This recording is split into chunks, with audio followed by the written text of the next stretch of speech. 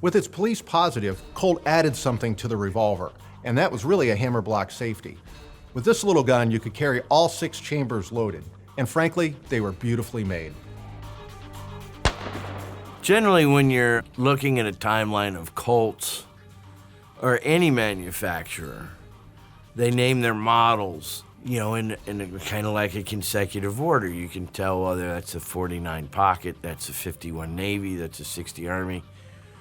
But when you get into Colt double actions, their naming sequence is all over the place.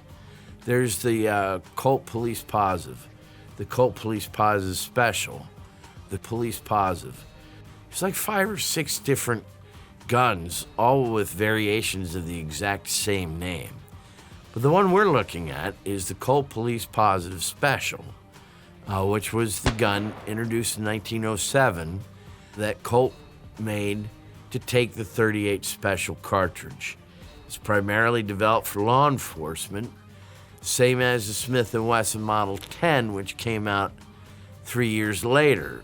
These 2 guns both were competing neck and neck for the law enforcement purchasing power of the first half of the 20th century. Now these guns were, as its name implies, were targeted to police force and law enforcement. However, they were also available to civilians. Common finishes were blue or nickel-plated. The early guns have hard rubber grips, and then the later versions have smooth walnut grips and then checkered walnut grips. And it's interesting, it has a right-handed turning cylinder, and unlike the Smiths, which turn left when you cock them. The salient feature of the Police Positive is kind of in its name. They touted what they called the positive lock of the mechanism. And what this really was a safety mechanism that allowed the gun to safely chamber all 6 cartridges. Up until that point, even if you had a 6-round cylinder, you generally needed to keep one of those cylinders empty because the fixed firing pin meant that firing pin was going to rest somewhere when your hammer was down. And if you had it resting on a primer and you hit the back of the hammer on something, your gun was going to go off. That was true of every revolver until Colt debuts this positive lock mechanism. And what it was simply a hammer block. It just prevented the hammer from being able to contact the primer of a cartridge unless the trigger was pulled.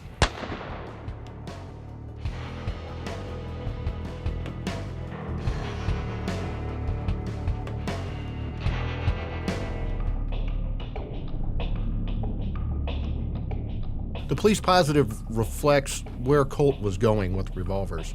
They introduced the world's first swing-out cylinder revolver in 1889, and that was a gun that was adopted by the U.S. military. But the subsequent guns, really what they wanted to do was get into the law enforcement and civilian markets. And one of the guns that did that, of course, was the Police Positive. When you think about Colt revolvers in this era, you think about big guns like the New Service. The New Service, was about as big a handgun as anybody was going to make in that era. But what they did with the Police Positive was shrink the frame size down. The Police Colt Positive came out in 1907 in a number of different calibers.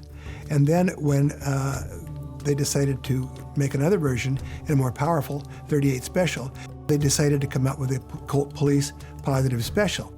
When the Police Positive Special came out, the cylinder had to be elongated just slightly to accommodate the larger cartridge, or the longer length of the cartridge.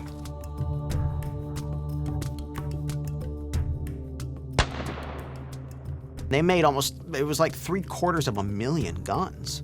And they were chambered in a lot of the popular revolver cartridges of the day. You had 38 Colt, 38 Special, 22 long rifle. Some of these guns even went over to England during the Second World War and were used to train revolver marksmanship. So it was a hugely popular gun.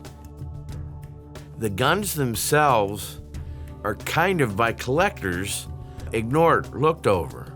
You've got your guys that like your big calibers. You got your new service collectors out there that collect the 44s, the 45s.